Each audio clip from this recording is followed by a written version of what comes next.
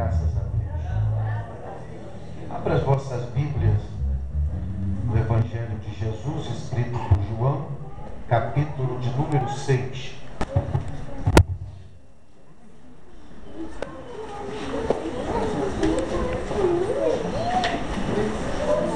Evangelho de Jesus Cristo, escrito por São João, capítulo de número 6. Quarto Evangelho da Bíblia. Nós vamos meditar um pouco na palavra de Deus nessa manhã.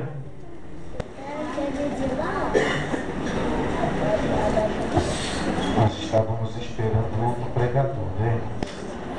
Nós vamos substituindo, porque nós somos profeta de Deus.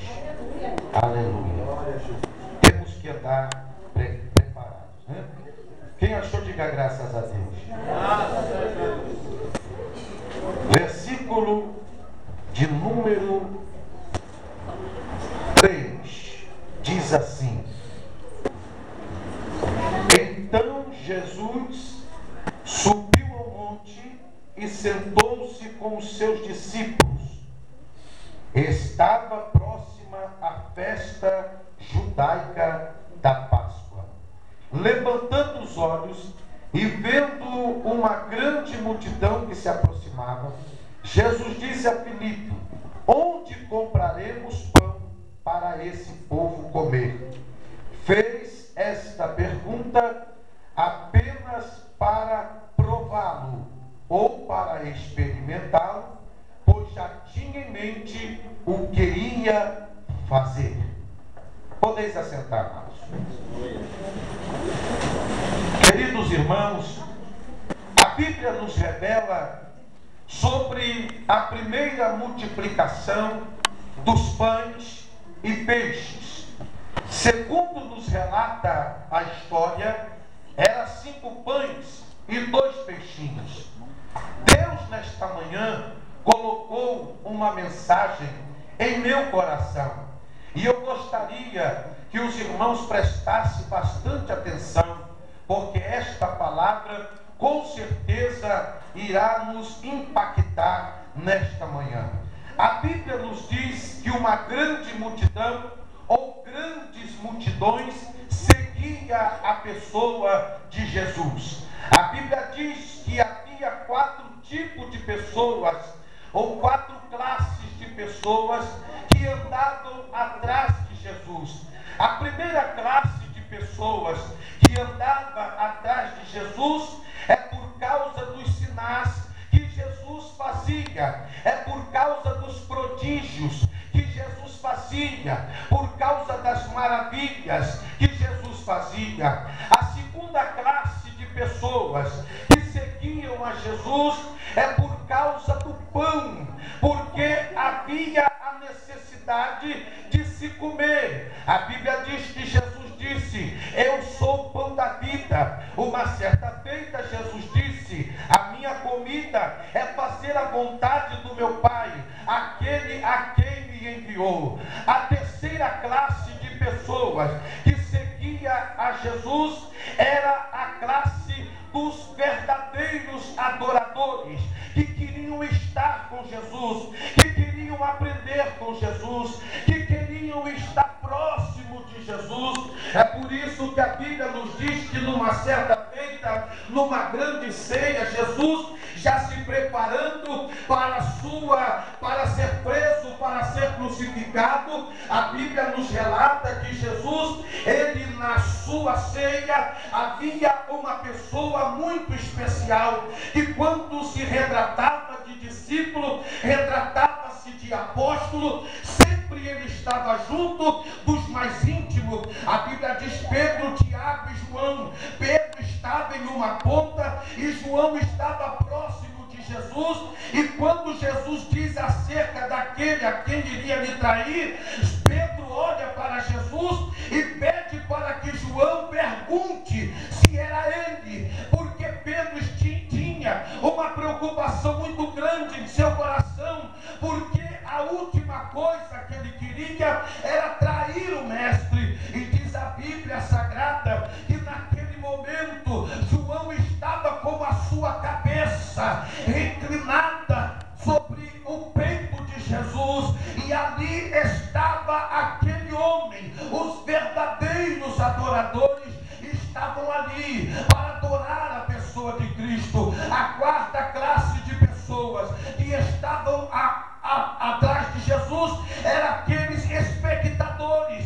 Eles não iam atrás de Jesus por causa dos milagres, eles não iam atrás de Jesus por causa do pão, eles não iam atrás de Jesus por causa da comida, mas eles iam atrás de Jesus para ver se alguma coisa iria acontecer. Então existe essas classes de pessoas. Observando a palavra de Deus, a Bíblia nos diz que quando Jesus ele translada de uma parte de uma praia para outra, a Bíblia diz que eles tiveram que pegar um veículo. O veículo era um barco, e aquele barco estavam seus discípulos. Diz-nos a Bíblia que naquele momento eles estavam transladando. O mar era considerado o mar da Galileia, ao mesmo tempo era denominado o mar de Tiberíades. Diz-nos a Bíblia que quando eles chegaram do outro lado da margem, o povo estava acompanhando pela praia,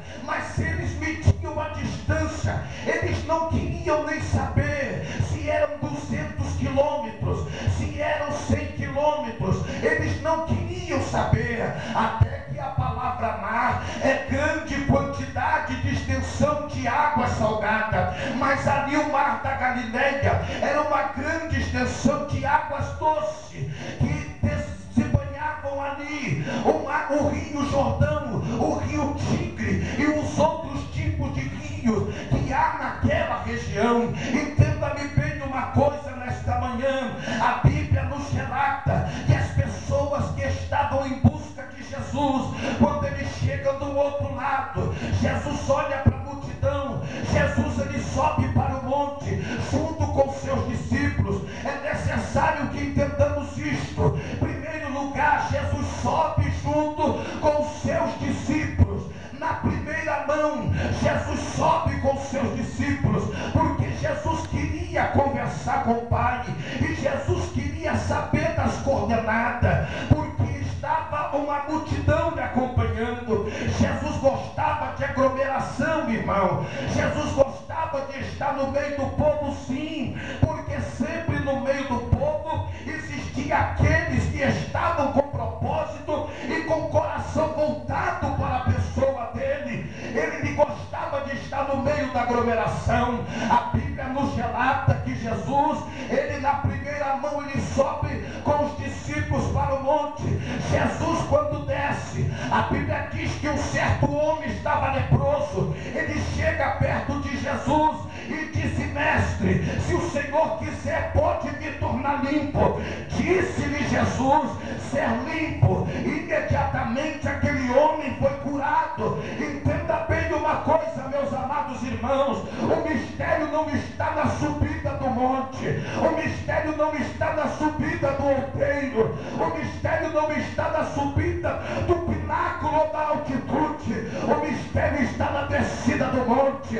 A cura não foi lá em cima, a cura estava lá embaixo. Nós subimos para o monte é para receber unção, é para particularidade, é para estar junto ao mestre, para sabermos as coordenadas. Bendito seja o nome do Senhor. Quando nós fazemos isto e subimos o monte, mas é necessário que entendamos, não é porque subimos o monte que somos melhores daqueles que não sobem. Não é porque subimos o monte porque temos mais poder do que aquele que não sobe. Não é porque subimos o monte é porque temos mais unção do que aquele que canta ou aquele que prega. Não, meus amados. A Bíblia diz que Jesus dá a medida que é necessário. Então dá a particularidade.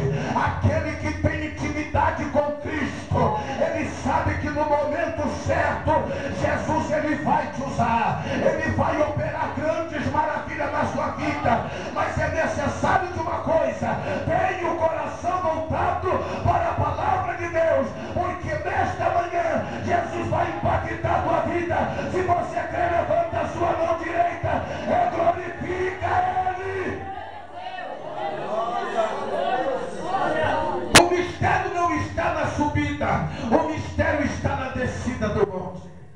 aleluia. E quando Jesus, ele desce do monte, na primeira leva, Jesus leva os seus discípulos. Guarde isso na sua memória. A Bíblia diz que quando Jesus, ele chega em uma região, Jesus se assenta com seus discípulos e olha para a multidão. A multidão era grande, a multidão era tamanha, só tinha pouco dinheiro, era 200 denários. Jesus olha para Filipe e pergunta para Filipe: o que faremos para alimentar este povo? Entenda bem, Jesus, ele já tinha em mente o que ele iria fazer. Muitas das vezes nós achamos que pegamos Jesus desprevenido, mas não, Jesus sempre estará nos experimentando. Entenda uma coisa, obreiros de Deus, missionários de Deus, irmãs, senhoras e senhores, Jesus sempre terá em mente o que ele tem de fazer,